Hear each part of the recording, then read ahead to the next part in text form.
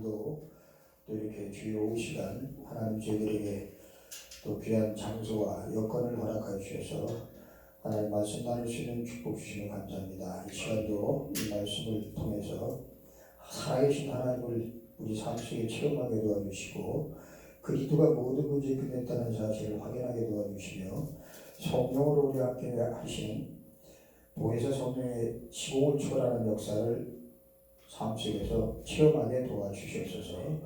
감사하며 예수 그리스도 이름으로 기도드립니다. 아멘. 창세기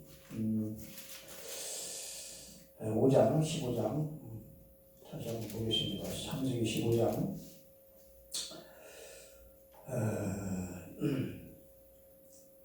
8절에서부터 마지막 21절까지 한 절씩 기록할 수 있습니다.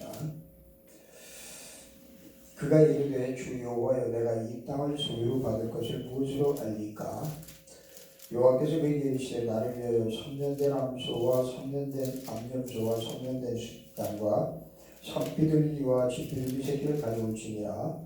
아브라함이 그 모든 것을 가져다가 그 중간을 쪼개고 그 쪼갠 것을 마주 대놓고 그 새는 쪼개지 아니하였으며 솔개가 그 사체에 내릴 때에는 아브라함이 쫓았더라.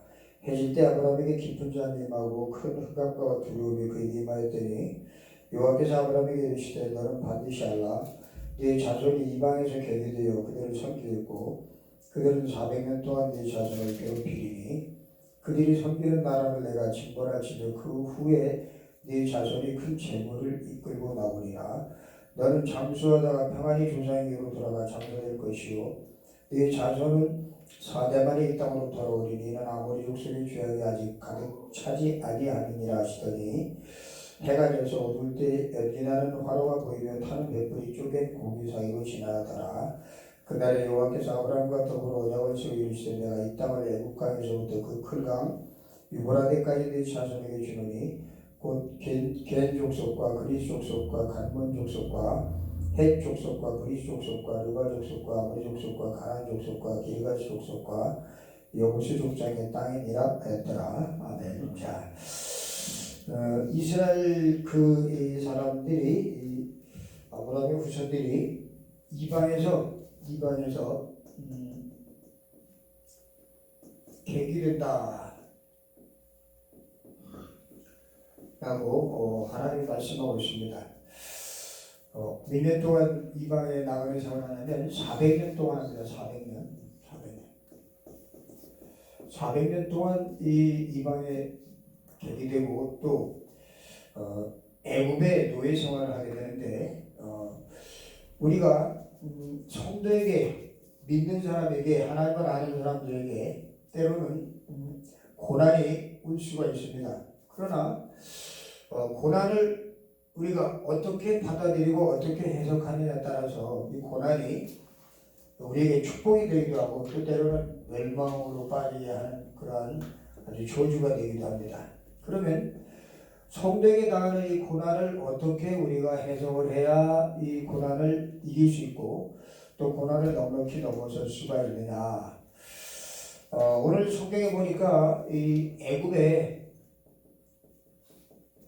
아브라함 이후에 그 세대들이 애굽에 400년 동안 노예 생활하게 됩니다. 그렇죠? 400년 동안. 그리고 또 아수르의 또 이 침략을 받게 되고 또 바벨론의 포로로 잡혀가게 되고 또 로마의 속국이 됩니다. 그리고 이 로마 시대 이후에는 또 많은 그 중세 시대 이후부터 계속 거의 2000년간이나 유리방황하는 그러한 이 엄청난 환난을 당하게 되는데 그럼 지금은 어떠냐? 지금은 우리 성도들이 어떻게 살아가고 있느냐? 우리 지금도 마찬가지 지금도 현재 우리의 삶도 똑같이 이렇게 나그네 같은 그런 인생을 우리가 살아가고 있습니다. 그러면 이런 이방의 객이 되리라 하고 하나님께서 약속하신 그 약속의 말씀 그대로 이루어진 왜 그러냐? 아브라함에게 새를 쪼개라 그랬는데 안 쪼갰지요, 그죠? 그래서 하나님께서 이 아브라함에게 이방의 객이 되리라 라고 그렇게 말씀하신 내용이 오늘 나오고 있습니다. 이 아브라함 사건은 우리가 보지 못했던 수천 년 전의 사건이고 수천 년 전. 그렇다면 지금 우리가 우리에게 다가오는 이러한 고난, 문제, 또 환난 뭐 이런 것들을 아브라함처럼 지금도 우리가 사회를 이렇게 쪼개야 되느냐? 뭐 그럴 필요 없죠. 지금은 그럴 필요 없고 이런 환난, 고난, 문제들을 지금 우리가 어떻게 성경에 나타난 원리를 우리가 바로 알고 적용시키면 됩니다. 그럼 성경에 나타난 원리는 뭐냐? 새를 쪼개라고 하는 것이라든가 뭐 그다음에 수양을 드리고 암양을 드리고 뭐 여러 가지 그런 제사 그 법칙이 있었단 말이에요. 그러나 지금은 모든 것을 단번에 해결하신 그러한 이 분이 계십니다. 그 누구죠? 창세기 3장 15절에 여자의 후손이 와서 뱀의 머리를 박살내겠다 하고 약속하신 이 여자의 후손이 바로 이 애굽 시대의 출애굽 400년, 애굽의 400년 노예 생활할 그 시대에 우리 하나님께서 모세에게 출애굽기 3장 18절에 보니까 10가지 기적을 내렸는데도 끄떡 않고 놔주질 않아요. 이 애굽의 그 바로왕이. 그런데 마지막 재앙, 무슨 재앙이죠? 장자들이 몽땅 다 죽는 그런 재앙이 임하게 되는데 그게 바로 이 문지방의 피를 바르는 이 피의 이 예식을 행한 이후에 몽땅 다 몰살하게 되는 그런 일이 벌어지게 됩니다. 그렇죠? 그래서 이 피 굉장히 중요해요. 피. 성경은 이 피를 온통 신약 구약 전부의 피를 얘기하고 있습니다. 피. 무슨 피냐? 우리가 지금 생각하는 의학적인 과학적인 그런 피가 아니라 그런 것이 아니라 이 피는 어떤 피냐? 우리가 전혀 해결하지 못하는 죄 문제 그리고 우리를 죄 가운데 빠뜨리게 만드는 마귀 사단 이것 때문에 우리가 하나님을 배반하게 되고 하나님과 관계가 우리가 끊어졌습니다. 이 부분을 해결하는 비밀이 바로 피예요. 피. 다른 피가 있면 절대 안 되고 오직 유일한 하나님의 피이어야 되는데 하나님은 우리 눈에 안 보입니다. 그런데 보이지 않는 하나님이 우리 인간이 이 깨놓은 이 언약을 회복하기 위해서 보이지 않는 하나님이 보이는 사람의 몸을 입고 이 땅에 오신 분이 바로 예수 그리스도입니다. 오셔서 이분이 하신 일 전혀 다른 사람이 할 수 없는 그리고 누가 해도 해결이 안 되는 원죄 문제를 해결하셨는데 이분은 첫째 죄가 없고 그리고 이분은 하나님이고 이분은 사람이어야 돼요. 조건이 갖춰져야 돼요. 조건이. 그런데 사람인데 특별히 이 땅에 오실 때에 사람의 몸을 입고 오시는데 하나님의 씨로 잉태돼서 오신 분 성령으로 잉태돼서 오신 분이어야만 됩니다. 이분은 여자의 후손 한 분밖에 없어요. 그래서 여자의 후손이 흘린 이 피로 말미암아 우리가 모든 죄사함을 받게 된다는 사실이 히브리서 보면 아주 자세하게 나와요. 히브리서 2장 14절 15절 히브리서 9장 13절 14절 히브리서 10장 19절 20절 왕, 제사장, 선지자 이 세 가지가 아주 정확하게 나요. 정확하게. 그가 십자가의 피 흘림으로 말미암아 우리에게 하나님 나가는 길을 열었고 또 그가 십자가의 피를 흘림으로 말미암아 죽기를 무서워함으로 종로로 타는 자들을 놓아주려 하십니다. 라고 선지자, 제사장, 왕 세 가지 직분이 아주 구체적으로 아주 확실하게 나타내는 부분이 바로 히브리서 2장, 9장, 10장에 아주 구체적으로 나타나고 있습니다. 자, 이분이 오셔서 이 하나님이신 그리고 사람의 몸을 입고 오신 이분이 오셔서 십자가에서 죽으셨어요. 그래서 이번 주간을 오늘 말고 지난 주간을 우리가 뭐라고 그러죠? 고난주간이에요. 고난을 당하셨다라고 말하는데 고난을 당하신 그 고난주간에 예전에는 많이 울고 회개하고 눈물 흘리고 말도 못했습니다. 근데 지금은 그럴 필요가 없는 것이 이 십자가의 고난은 우리에게 눈물을 흘리고 뭘 회개하라고 하는 그러한 의미가 아니라 십자가의 고난은 내가 죽음을 이긴 그리스도다. 내가 바로 이 모든 저주의 세력을 꺾은 왕이다. 라는 사실을 확인시키는 작업이 바로 십자가였고 십자가에서 부활한 것은 부활. 당신이 왕 중의 왕이다. 모든 세상 만물 모든 것을 다 그 예수의 이름 앞에 무릎 꿇게 하시려고 그분께서 십자가 지시고 그리고 다시 살아나셔서 지금 부활하셔서 지금 저와 여러분과 함께하고 계심을 믿으시기 바랍니다. 지금 이건 옛날 사건이 아니에요. 이걸 옛날 사건으로 알고 이거를 성경에 나타난 지식으로 알고 지식 교리로 알고 이걸 무슨 신학으로 알고 골치 아파요.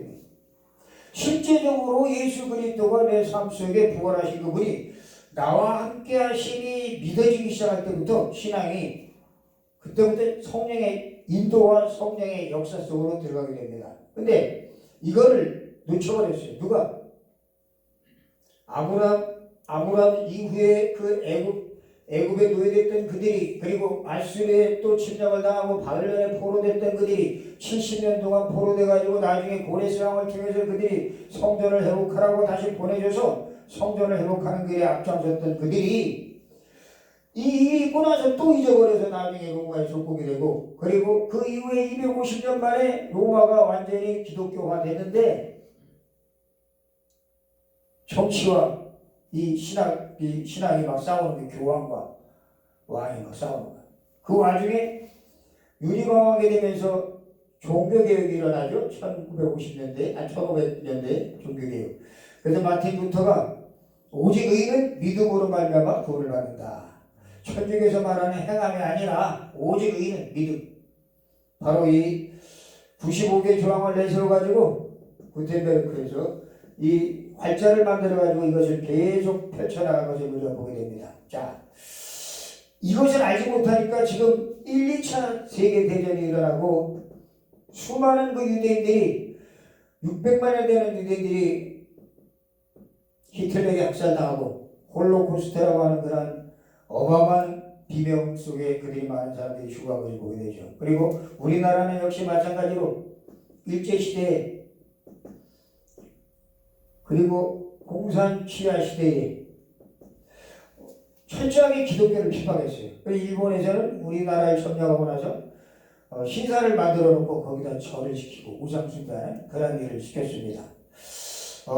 공산주의는 아예 뭐가 없어요? 하나님이 없다. 하나님 어디냐? 라고 무신론을 주장하는 그런 일이었는데 사실 알고 보면 이 속에 있는 모든 사람들이 뭘 놓쳐서 성경에 말하고 있는 중요한 원리 언약의 비밀을 놓쳐서 언약의 비밀. 지금도 똑같습니다. 지금도 하나님은 우리의 삶 속에 이 시대마다 성경에 나타나는 이 시대마다 하나님께서 일하셨던 것처럼 하나님이 지금도 그때나 지금이나 동일하게 역사하십니다. 전능자 하나님은 400년 전에 애굽이 400년 동안 노예 살해하다가 빠져나와서 홍해의 기적을 통해서 이들을 건져낸 것처럼 지금도 하나님은 기적을 일으켜 가시고 계시는데 기적 중에 가장 큰 기적이 뭐냐? 예수님을 따라다녔던 많은 무리들이 예수님에게 묻습니다. 우리에게 표적을 보여달라고, 기적을 보여달라고 할 때 예수님 말합니다. 내가 너희에게 떡을 주고 빵을 주고 귀신을 쫓아내고 그런 기적보다 더 중요한 것이 있다. 이게 뭐예요?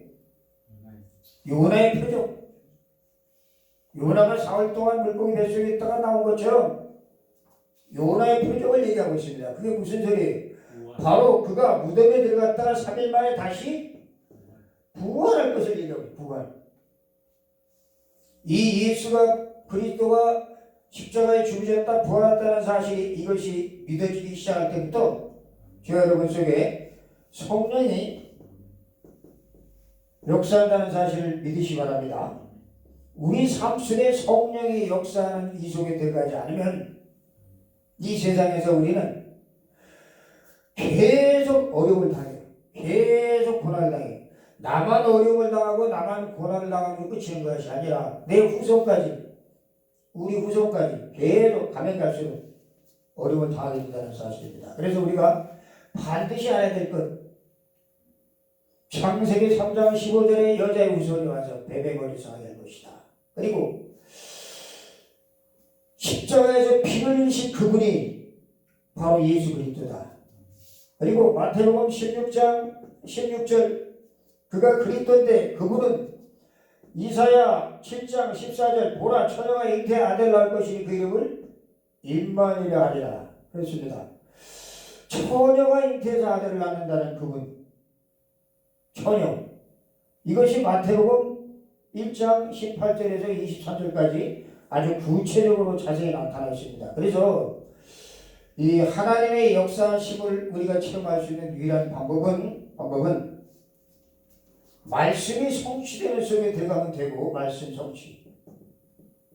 그리고 예수 이름 부를 때에 구원이 성취된다는 사실을 우리가 기억하셔야 되고, 뿐만 아니라 기도할 때 시공을 초월하는 보호자의 능력의 역사가 저 여러분의 삶 속에 나타나게 되는데, 어느 때?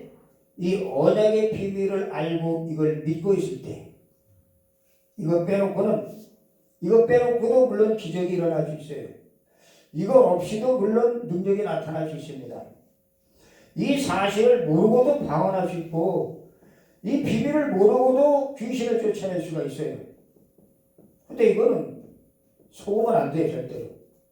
예수님께서는 제자들에게 많은 기적을 보여주셨지만 그 많은 기적들이 중요한 게 아니라 자신이 누구? 내가 그리스도다. 내가 바로 하나님이다. 라는 사실에 대한 확신을 시켜주기 위해서 이러한 기적들을 행하신 것이지, 지금도 여기에 붙잡혀가지고 이것을 쫓고 있는 사람들이 너무나 많아요. 이쪽에 역사가 일어나면 뭐 굉장히 큰 뭐가 일어난 줄 알고, 일이 벌어진 줄 알고 이쪽으로 쫓아다니는 사람들이 굉장히 많다고 하는 사실입니다. 속으면 안 돼, 절대로. 우리는 철저하게 말씀에 입각해서 삼위 하나님이, 성삼위 하나님, 성부 하나님, 성자 하나님, 성령 하나님, 이 삼위 하나님이 역사하시는 이 역사 속으로 들어가야 성령의 역사를 볼 수가 있지. 이거 빼놓고 신비, 뭐 능력, 방언, 체험, 뭐 무당도 할 수 있어요. 그건 아니에요, 절대로. 뭐 어떤 이념, 뭐 어떤 사상 필요해요. 그러나 이것 가지고 우리의 고질적인 문제, 죄 문제, 마귀에서 붙잡혀서 우리가 고통당하는 이 죽음의 문제, 하나님과 관계가 끊어져서 우리 인생이 완전히 저주받은 이 세 가지 저주에서 빠져나올 수 있는 길은 없다고 하는 사실. 그 예수님께서도 사도행전 1장에 보니까 이스라엘 백성들이 말합니다. 이스라엘 나라를 회복하실 때가 이때입니까? 물을 때 예수님께서 말씀하십니다. 요한은 물로 세를 베풀었으나 너희는 몇 날이 못되어 성령으로 세를 받을 것이다 하면서 오직 성령이 임하는 이 속에 들어가기만을 간구하셨어요. 기도하시라고. 이걸 놓고 기도하라고. 사도행전 1장 14절에. 그래서 120명의 성도들이 모여가지고 전혀 기도에 힘썼더니 성령의 충만한 역사가 나타난 것을 보게 됩니다. 아멘. 자, 그렇다면 하나님이 우리에게 때때로 고난을 허락하시는데, 고난을 허락하시는 이유가 뭐냐? 고난을 좋아하는 사람은 아무도 없어요. 누가 고난을 좋아하겠습니까? 그렇죠? 아무도 자기 삶 속에 평안한 걸 원하지, 고난이 오거나 어려움이 오거나 그런 것을 반가워하고 즐겨하는 사람이 아무도 없어요. 그런데 하나님은 당신의 자녀에게 이 고난을 허락하십니다. 허락하십니다. 이스라엘 백성들에게 400년 동안 고난을 허락하신 것이나 여기에 침략을 당하고 포로로 끌려가고 여러 가지 많은 어려움을 당하게 한 이유 있어요. 이유. 그게 뭐냐? 철저하게 복음을 바로 알으라고. 이게 무슨 말이냐? 예수 그리스도, 이 예수가 그리스도라는 사실 외에는 답이 없다라는 사실을 깨닫게 하시려고 하나님 이쪽으로 끌고 가십니다. 천하인간의 구원을 얻을 만한 다른 이름을 우리에게 주신 일이 없어요. 복음밖에는 답이 없습니다. 근데 이거를 우리 많이 들어서 알고 있는데, 이 알고 있는 이 비밀을 나만 알고 있지, 나만 그것을 주관적이고 그리고 나 홀로 알고 있지, 그분도 나를 알고 나도 그를 아는 관계 속에 못 들어가고 있어요. 그가 나를 알아야 되거든요. 하나님이 나를 알아야 돼요. 예수가 나를 알고 성령이 나를 알아야 돼요.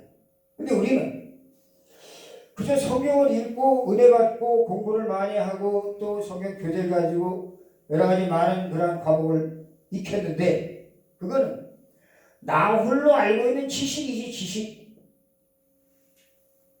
그도 나를 알고 나도 그를 아는 그런 쌍방적인 관계 속에서 이루어지는 그런 교제가 아니에요. 바리새인들이 그랬어요. 바리새인들이.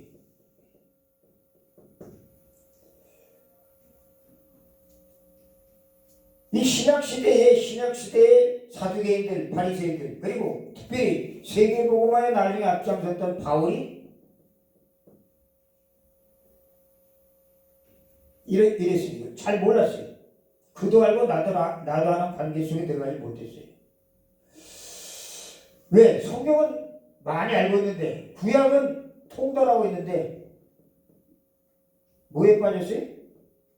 복음을 모르니까 율법에 빠지고, 복음을 모르니까 신비에 빠지고, 복음을 모르니까 사회 정의를 부르짖고, 복음을 모르니까 인본주의에 빠지고. 누가? 바울이.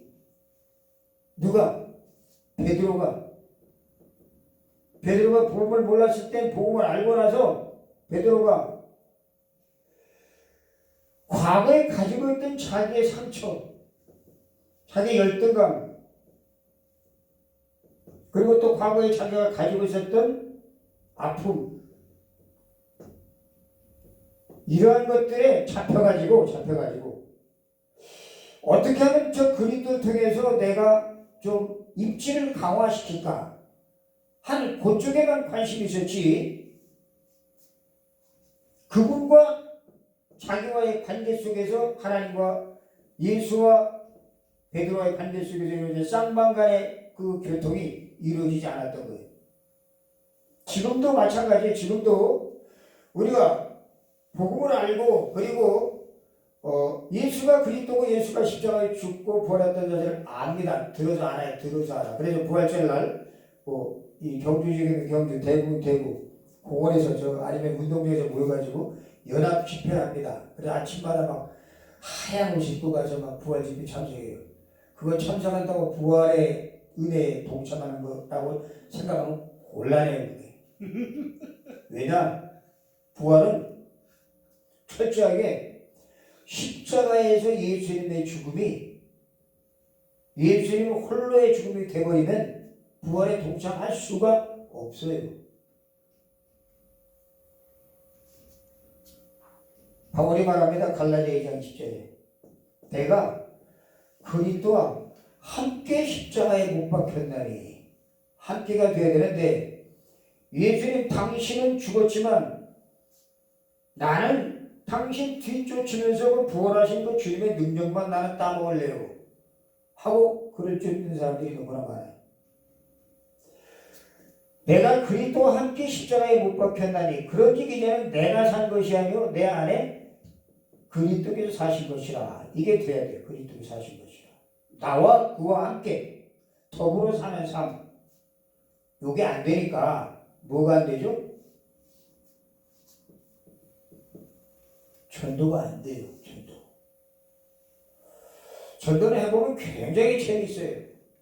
전도를 하면은 한 사람 만나서 그 사람과 대화를 나누면 그 사람의 신앙이 어느 수준에 있는지를 파악을 할 수가 있어. 파악. 그리고 그 어느 수준에 있는 그 사람의 신앙을 파악하면 그 사람에게 어떤 종류의 말씀을 던져야 그 사람 마음이 움직일 수 있는가를 하나님이 답을 줘요. 그리고 성경에 그 답이 현장에 자세히 나타나 있어요. 현장에. 성경 현장에. 전도는 성경에 나타나는 이 현장을 보고 도마가 예수님의 제자 도마가 예수님이 부활하신 것을 보고 안 믿었어요. 그래서 예수님이 도마를 불러다가 네 손을 내 옆구리에 넣어봐라. 그리고 내 손바닥에 물정을 만져봐라. 하면서 너는 본고로 믿느냐 보지 못하고 믿는 자들은 더 복되도다 하고 말씀하셨거든요. 이게 바로 성경에 나타낸 현장이에요. 현장 도마. 그럼 이 현장이 나하고 무슨 관계가 있느냐를 봐야 돼요. 나는 과연 부활을 제대로 믿고 있는지, 아니면 부활절만 되니까 그냥 부활하고 있는지,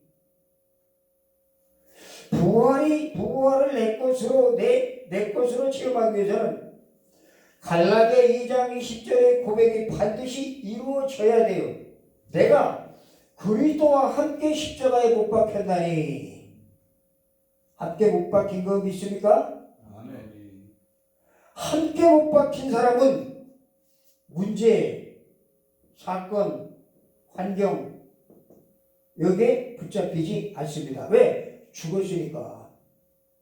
죽은 자는 이런 것이 문제가 되지 않아요. 죽은 자에게는 어떤 문제, 사건도 문제가 되지 않아요. 왜? 그래서 예수님이 십자가에 죽으셨단 말이에요. 죽으신 이유는 우리의 죄 문제를 해결하고 마귀에게 붙잡혀서 평생 종노릇하는 우리를 해방시켜주기 위해서 그분이 십자가에 죽었는데, 그분은 우리와 똑같은 죄를 가지고 있는 분이 아니라 전혀 죄가 없는 무죄한 하나님이 사람의 몸을 입고 오셔서 피 흘린 사건이 십자가 사건이에요. 바로 이 죽음이, 저 죽음이 바로 내 죽음이구나 하는 것이 믿어졌던 사람이, 고백했던 사람이 바울이에요. 내가 그리스도와 함께 십자가에 못 박혔다니. 그런즉 이제는 내가 살 것이 아니다. 그 죄는 자기가 살아. 자기가. 내가 율법의 고수다, 내가 히브리 사람이요, 내가 가말리엘 문화에서 많은 학식과 학문을 배웠던 사람이라고 자기를 엄청나게 과시합니다. 내가 11조도 하고 일주일에 2번씩 금식도 하고 새벽기도도 하고 봉사도 하고 모든 거 다 했다고 자기를 과시합니다. 뭘 몰랐어요? 구약 성경을 가지고 있는데도 예수 그리스도의 십자가의 죽음이 어떤 죽음이었는지를 바울이 몰랐기 때문에 사도행전 9장에 예수님이 부활하신 예수님이 나타나셔서 바울에게 말합니다. 네가 왜 나를 핍박하느냐. 바울은 이 사도행전 9장 이후에 아나니아를 통해서 이 부활하신 예수를 통해서 하나님을 제대로 알게 되는 그 시작에 들어가게 됩니다. 우리도 마찬가지예요. 내가 현장에서 성경에 나타난 현장을 통해서 현장에 있는 이 사람들, 도마, 바울, 베드로, 이 사람들 전부 부활을 잘 못 알았던 사람들이, 나는 이런 모습이 있지 않는가, 나도 혹시 이들과 같은 그러한 잘못된 신앙생활을 하고 있지 않는가. 그렇다면 빨리 내가 정말 제대로 언약 붙잡고 있는가, 구약의 언약을. 이 언약의 주인공이신 이분이 그리스도로 오셨는데 이 그리스도 오신 이분을 내가 입술로 고백하고 있는가. 부활하신 예수님이 내 속에 성령으로 지금 함께 하고 계시는 사실이, 이것이 확신이 있는가. 확신. 이걸 늘 우리가 진단해. 진단이 올바르지 않으면 잘못된 신앙생활을 하게 됩니다. 이런 데로, 엉뚱한 데로. 진단이 올바르지 않으면 절대로 형정에 나타나는 현장은 이 현장이고 나의 현장을 볼 수가 없어요. 나의 현장을 정확하게 보지 못하면 다른 사람을 살릴 수가 없어요. 지금 사람 살려야 될 사람들이 지금 너무나 많아요. 너무나 많아. 널려있어요.